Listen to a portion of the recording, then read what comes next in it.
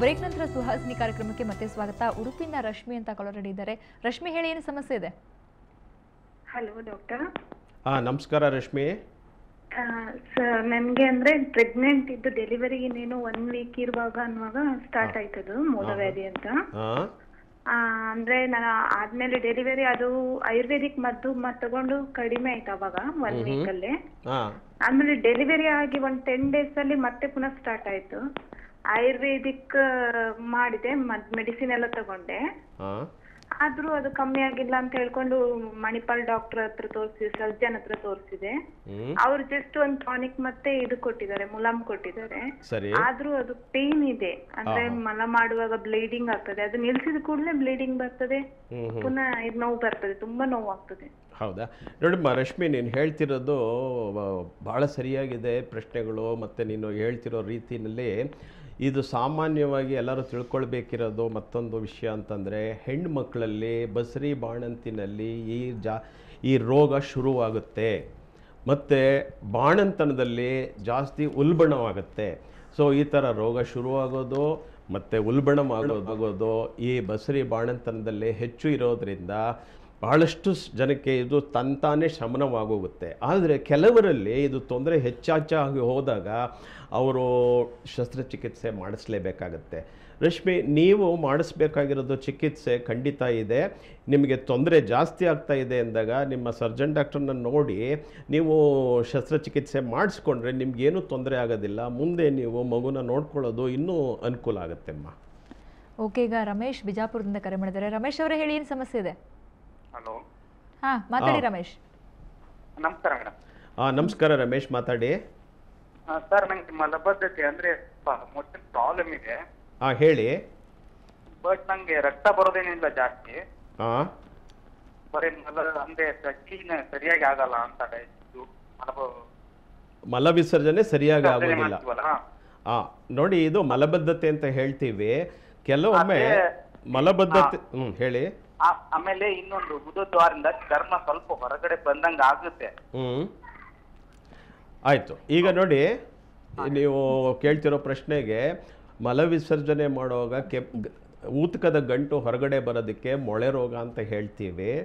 ಮೊಳೆ ರೋಗ ಇದ್ದವ್ರಿಗೆ ಮಲಬದ್ಧತೆ ಇರುತ್ತೆ, ಹಾಗೆ ಮಲಬದ್ಧತೆ ಇರೋರಿಗೆ ಮೊಳೆ ರೋಗ ಜಾಸ್ತಿ ಆಗ್ತಾ ಹೋಗುತ್ತೆ. ಮಲಬದ್ಧತೆ ಅನ್ನೋದು ರೋಗ ಲಕ್ಷಣ ಆದರೂ ಕೆಲವೊಮ್ಮೆ ಅದು ರೋಗನೇ ಆ ಥರ ಕೆಲವರಿಗೆ ಪರಿಣಾಮ ಬೀರ್ತಾ ಇರುತ್ತೆ. ನೀವು ನಿಮ್ಮ ಶಸ್ತ್ರಚಿಕಿತ್ಸಕರನ್ನು, ಸರ್ಜನ್ ಡಾಕ್ಟ್ರನ್ನ ನೋಡಿ ಈ ಮಲಬದ್ಧತೆಗೆ ಕಾರಣ ತಿಳ್ಕೊಂಡು ಚಿಕಿತ್ಸೆ ಖಂಡಿತ ಪಡಿಬೇಕಾಗಿದೆ. ನೀವು ಅದನ್ನು ಅಲಕ್ಷ್ಯ ಮಾಡಬೇಡಿ ದಯವಿಟ್ಟು. ಓಕೆ ಡಾಕ್ಟರ್, ಈಗ ಪತ್ತೆ ಅಂದ್ರೆ ಅತಿ ಮುಖ್ಯವಾದಂತ ಪ್ರಶ್ನೆ ಇದೆ. ಏನಂದ್ರೆ ನಾಳಿ ಹುಣ್ಣು ಇರ್ಬೋದು ಅಥವಾ ಮೂಲವ್ಯಾಧಿ ಬಂದ್ರೆ ಮೊಳೆ ರೋಗ ಬಂದವರು ಇರ್ಬೋದು, ಏನ್ ತಿನ್ಬೇಕು ಏನ್ ತಿನ್ಬಾರ್ದು ಅನ್ನೋ ಕನ್ಫ್ಯೂಷನ್ ಅಲ್ಲಿ ಇರ್ತಾರೆ. ಹೌದು. ನಮ್ಮ ದೇಶದಲ್ಲಿ ಆಹಾರದ ವೈವಿಧ್ಯತೆ ಪ್ರತಿಯೊಂದು ಬಹಳಷ್ಟು ಇದೆ.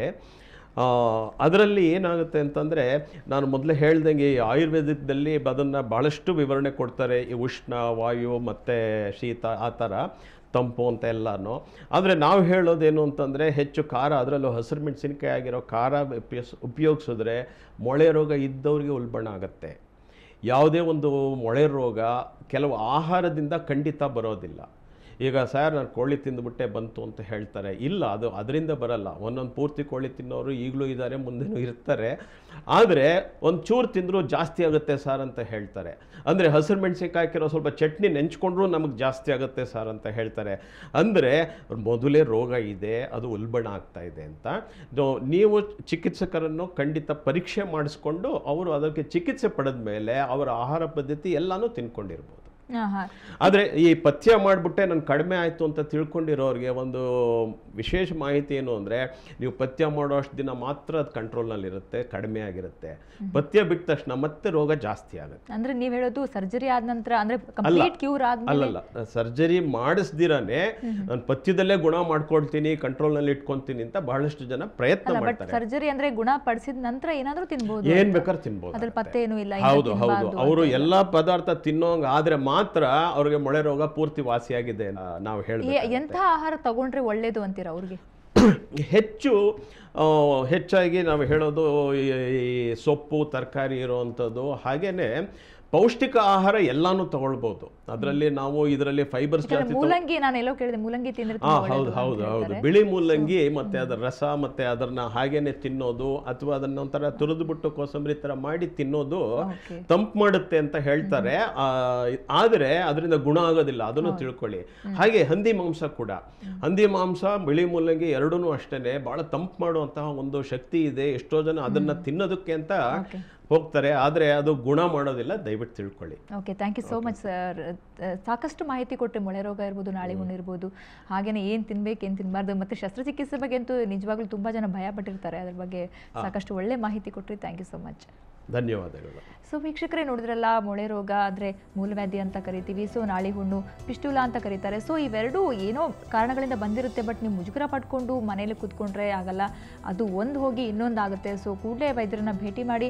ಶಸ್ತ್ರಚಿಕಿತ್ಸೆ ಕೂಡ ಅಗತ್ಯ ಇದ್ದರೆ ಮಾಡೇ ಮಾಡ್ತಾರೆ, ಅಗತ್ಯ ಇಲ್ಲ ಅಂದರೆ ಮಾಡಲ್ಲ. ಸೊ ಅದು ನಿಮ್ಮ ಆರೋಗ್ಯದ ಮೇಲೆ ನೀವು ಯಾವಾಗ ಡಾಕ್ಟರ್ನ ಬೇಗ ಭೇಟಿ ಆಗ್ತೀರ ಅದ್ರ ಮೇಲೆ ಡಿಪೆಂಡ್ ಆಗಿರುತ್ತೆ. ಸೊ ಸಾಕಷ್ಟು ಮಾಹಿತಿ ನೀವು ತಿಳ್ಕೊಂಡ್ರೆ ಅಂತ ತಿಳಿಸ್ತಾ ಇವತ್ತಿನ ಸುವಾಸನೆ ಮುಗಿಸ್ತಾ ಇದ್ದೀನಿ. ಕ್ಷಣ ಸುದ್ದಿಗಾಗಿ ನೋಡ್ತಾ ಇರಿ ಸುವರ್ಣ ಸುದ್ದಿವಾಹಿನಿ.